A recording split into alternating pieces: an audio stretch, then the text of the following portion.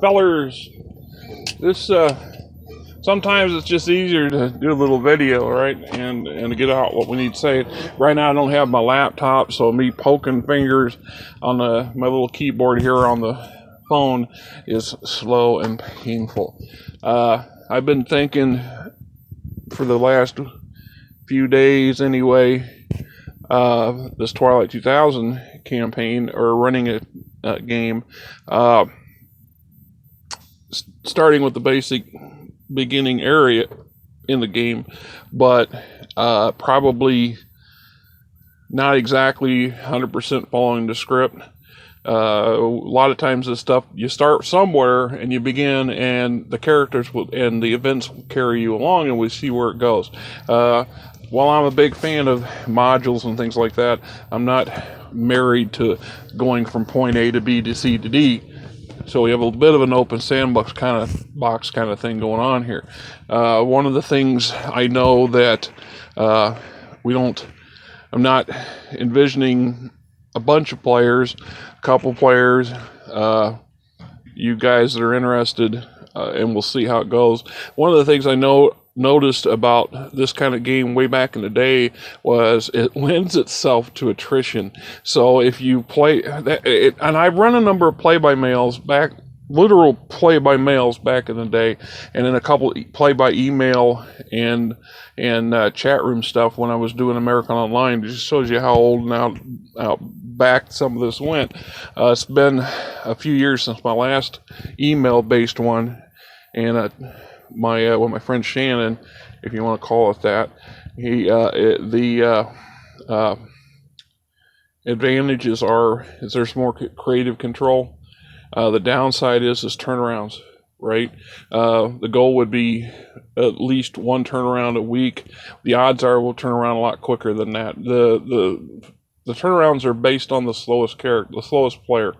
It's just what it is. If everybody's involved in something, and you have to more or less play by that kind of ratio, that speed. I know a trick or two that once you get used to it, you see how easy it is to propel these things along. But we're not actually doing a line or a paragraph. Potentially, what we got is 2 or 3 paragraphs of stuff that. But I'll have this, and then I'll go down, I'll leave a blank for you to respond or to act or to do whatever you're going to do. And then I'm have in brackets it says assuming, and then there'll be a continuation. So if you're having a conversation with a third party, an NPC, it's not impossible for me to envision what you may say, and plus put those down there, kind of like not unlike multiple choice, but to some degree, and then tweak it later. And then I go back when I got time, and I'll rewrite some of this stuff. So we actually end up with a running dialogue that will read like a novel, will read like a book over time. And it's like skill set use and combat roles and stuff like that. Sometimes if we know we're going to do multiple things in a row, and I'm a big fan of using tactical maps, which are not that difficult to create and take pictures of. So it's not something we can adjust to deal with that, and you can see where your characters are moving around and in relation to what's going on, that kind of thing. The other thing is, I know that it's usually considered a squad-based kind of campaign where you've got between 5 and 10 characters. This means there's a number of NPCs, and because of the style the type of game it is, because of the campaign setting, the way things go, people are going to die, NPCs will die, potentially a character going to die. Things happen. We don't have magic elixirs and magic spells to heal things, so if you take damage, you gotta hope you survive through it and then recover from it, which means your character might be acting at a disadvantage for some time, because we heal at a normal rate, although the timeline is accelerated by methodology. So we get to a certain point where we got a little, what we consider downtime, a week might pass, and we would say it that way, We've been we've been hanging out at the farm here for a week now, Joe. What do we do now? Or, it's kind of time we move on, kind of thing, whatever. But we adjust that accordingly as we go. Then there's, so with the NPCs, there's room to add individuals who have skill sets that your characters might not have, and you may need. It also allows us to introduce the odd character occasionally. Plus, NPCs also allow for a larger thing. We're talking a very large military organization here that just got creamed, just got slaughtered. But it's not totally the end of the world. Not really. If you read the books, a lot of what's going on, a lot of things are still going on far away or somewhere else. So there's still some connectivity, some continuity in the military engagements and unit cohesion and things like that. It's just that yours cut off more or less from those organizations to some degree. And yet there's room in there for some connectivity as well, so it allows for the occasional emergency resupply if necessary, or incentive to progress forward, unless you're planning to go into a really truly mercenary adventure type mindset. Then that changes the dynamic of how the game potentially could be played out. And a lot of the modules, they do give you those options where your characters pretty much, it's all about surviving the encounter to live for another day, and the end result might be trying to get home. But there's plenty of places in between there where you have you're still connected to the U.S., the great U.S. of A, and you're still trying to achieve some goals. Now, I have some ideas in my head, which I'm not going to go into detail because I'm still trying to work them out. I'm hoping this weekend, I have 3 days off, and I'm going to create some stock NPCs, and I have an idea for a couple layers of NPCs where you've got some still in the command network that's still trying to pull the strings on the group, and then there's the company store ones that are already provided for you in the books, which is great because one of the advantages here is I'm not creating everything from scratch, and there's actually a very linear, campaigned world. It's not going to get that exotic. But there's some things to take into account, and this is what's bumping around in my head. When they created this game system, this was in the early 80s, so they were trying to envision what might be what if things happened in the year 1996, 98, and 2000. And they didn't, really comprehend just how radical and how much change took place in that odd 20 years. An odd 15-year window. And it's possible for me where I will work in real world scenarios prior to the war breaking out. I mean, one of those pressure points may have been the fact that Ronald Reagan and his push to beef the military up, while at the same time Gorbachev and the working out this detente thing where the USSR basically disintegrated or fell apart and reverted to what we now know the situation.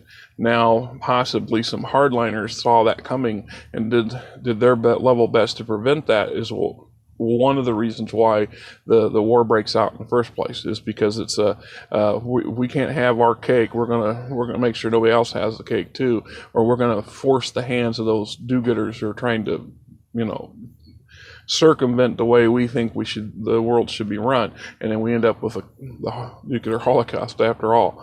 There'll be some, in my mind, little backstory changes. They're just minor stuff, but to bring them more online. That also opens a window for a little bit more better technology, because we know that the development never ceases.